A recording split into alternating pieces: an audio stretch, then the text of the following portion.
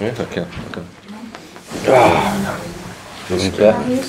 Now, so perhaps just to kick us off, you can just talk through how the preparations for the game have been going and everything, and then we'll open the floor.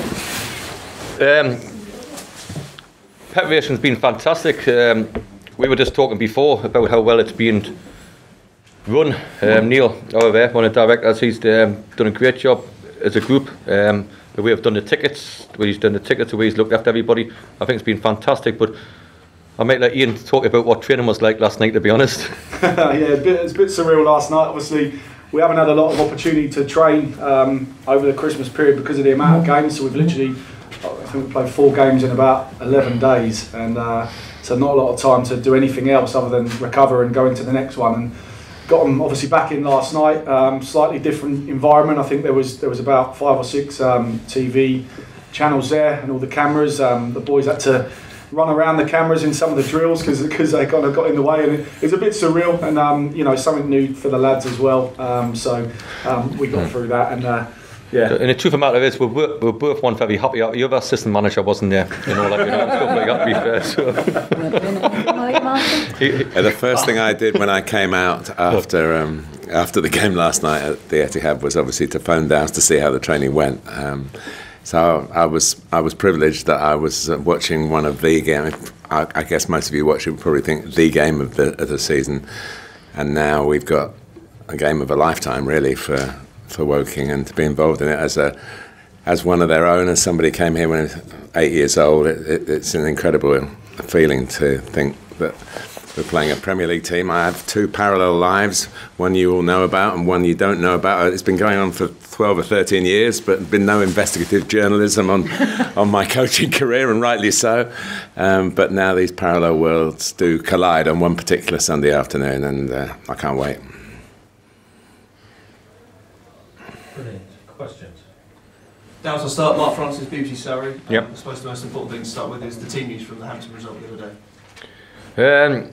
The team news is obviously Max is probably going to struggle, to be honest. Max Krasmar, what a shame. You know, never say never, but if I was a betting man, I would say he's not fit. Everybody else is obviously fit, and even if they're not, we are. That's how it ends up, you know. So wasn't many not training yesterday, to be honest. All training, wanting to play in the game.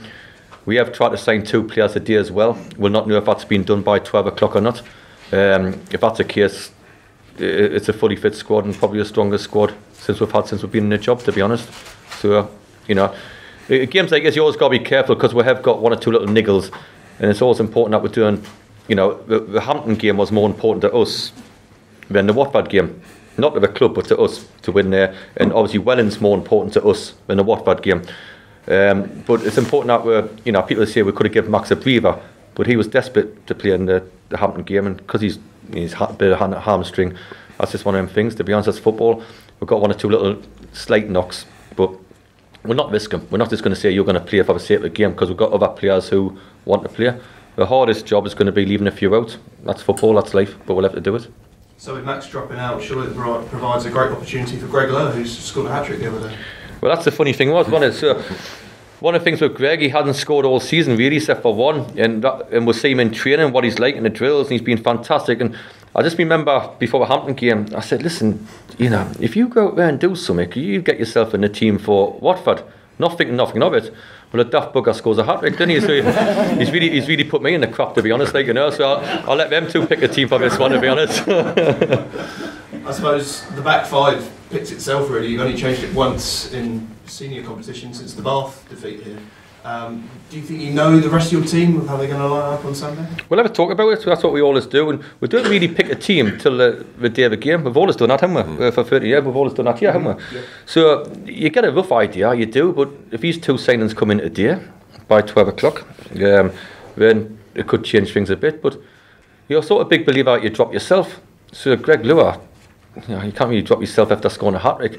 So, but yes, we'll have to be fair to the lads who have got to where we are, but we're picking a team to win a game of football. Nothing changes.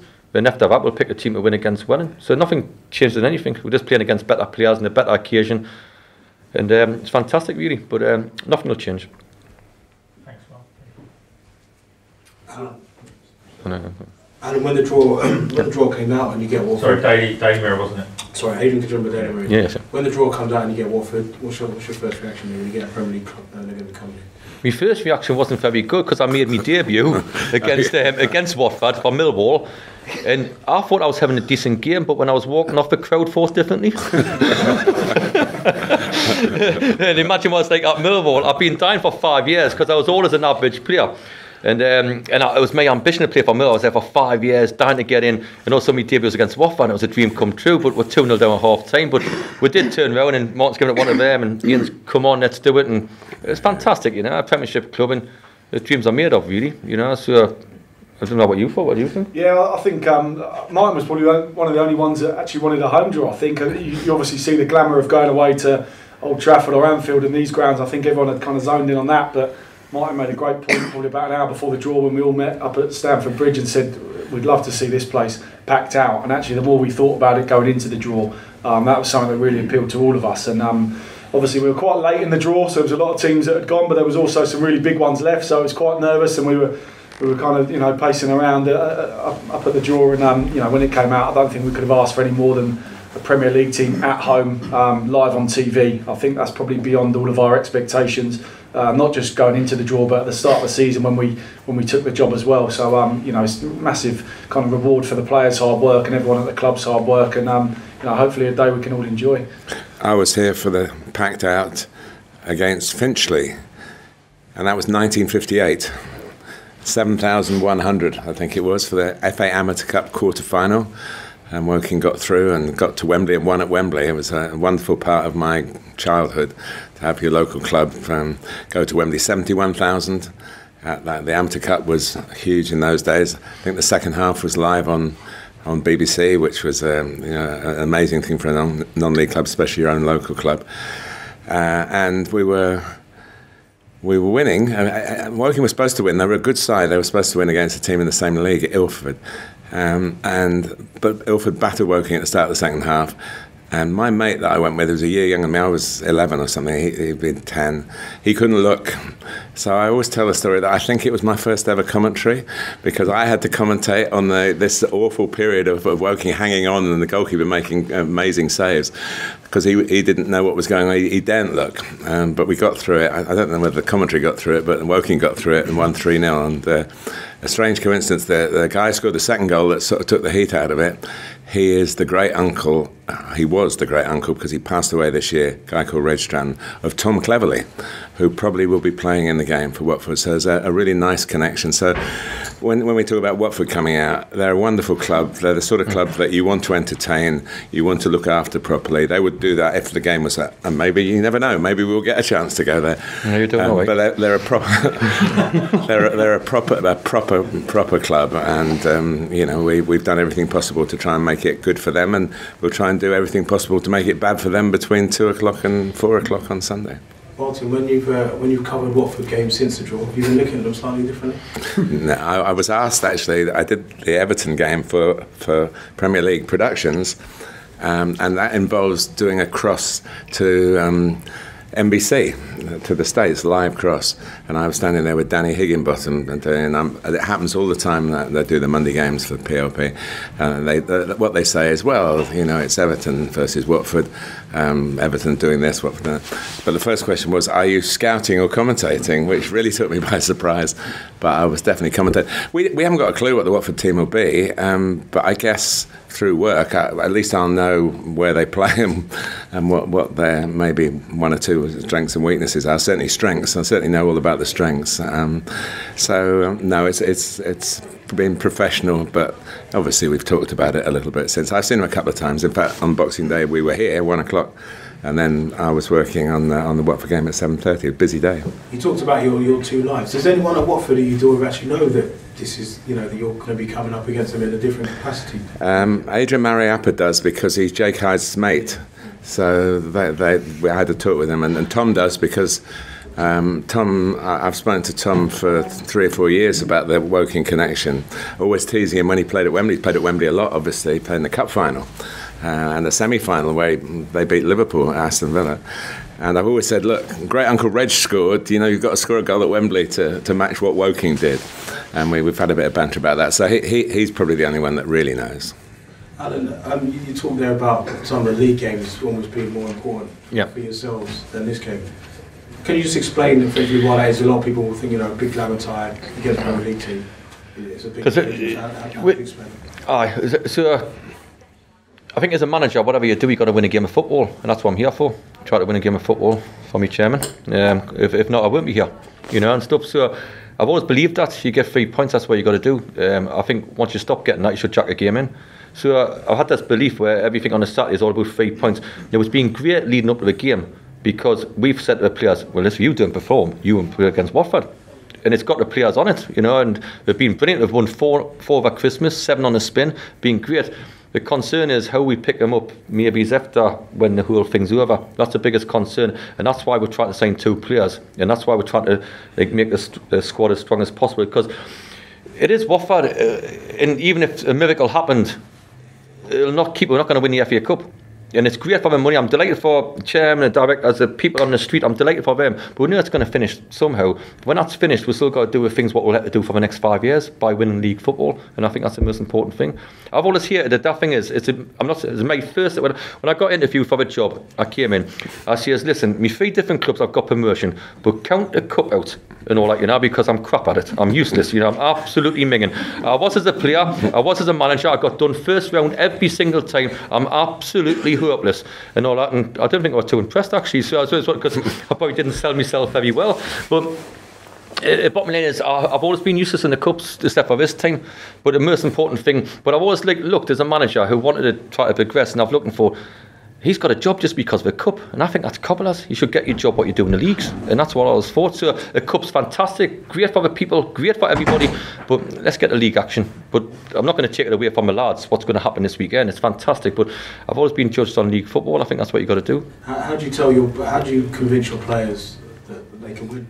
Basically be a Premier League team? By not turning up if you don't believe so. Bottom line is, I know what's going to happen Sunday. I think everybody thinks that, but I've always had a belief on a morning where, as a bloke, and I've got a lot to learn in the game, a lot to learn. But if I woke up and I thought the manager was better than me and the players were better than me, I just wouldn't turn up. So you've got to have a belief that you can turn up and have a go, and that's what we want to do. So the bloke, Martin, speaks very highly of their manager.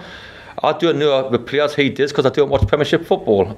Give us 2 leagues up, 2 leagues down. We'll tell you everything we need to know about that. But we do need to watch Premiership football, and especially my team's son and not being in it either. It's pointless, But so the honest truth is, you've got to. The only thing what I'll say, and the only thing what we've got to try to get a point across to everybody. I'll be where I live in Gateshead. I know there's 30, 40, 50 lads in the working man's club going to watch it and tell you, come on. Douse, all of us. I know a Blackie, the lad down the corner, who's my mate, who's opening at 10 o'clock at night. The boys' club over there is open 10 o'clock in the morning as well, to get everybody in, to say, come on, if you haven't got a ticket, go to watch that. You'll have the people in the street round here thinking, working, come on, get this great club going again. Now, if you're 2-0 down after 10 minutes, we may as well go home. Because the people in the pub will leave, they'll be left by 2:30. Me lads up north will think, oh, where's the time that is? And that's the sort of thing what this thing, if we can have a go and give something to fight about and give the whole town centre something to fight about, it doesn't matter how good you are, that's what we've got to try to put a point across. Because I said last night, didn't we?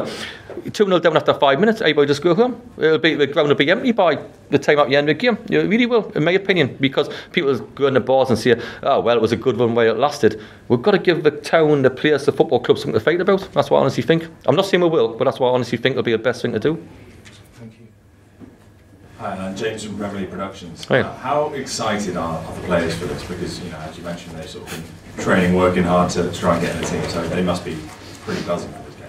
It was funny because, like you see what you were saying last night, the cameras are there and all that, and so it's the worst training session we've ever had. And I'm dying to shout, but I'm mic'd up, and I'm dying to swear. I'm dying, you effing this, but I can't. You know what I mean? And he's come to me, he's walked out and he says, oh, it's crap tonight, isn't it? And that's quite big for you to say that, to be honest, because he's like the player's side, him and Martin. But how can you say, go and make a tackle, go and make a header? You can't, you've got to let them go along with it, don't you? So it's but excitement, you can tell they're excited, of course you are, and they deserve that. Like us three and the chairman as well, we know it's down to the players and what the players have done and how we have done it, and they've been kind with dedication. We've got no problems over Christmas. We're like usually what we had to do in previous clubs, you had to breathalyse them at Christmas. I remember one of the players, he nearly blew a thing up, he did, you know, when he blew a nut. But these players are straight, they're honest, they're kind, they do everything, you know, you ask them to come in and coach at the school and do it. They're absolutely proper, we are. So, to be honest, I think everybody's been excited. And like we talked about before, to get the game on, how the people got the game on, the directors, everybody, how we put it on, has been unique. I think everybody's been looked after. We mentioned that, didn't we?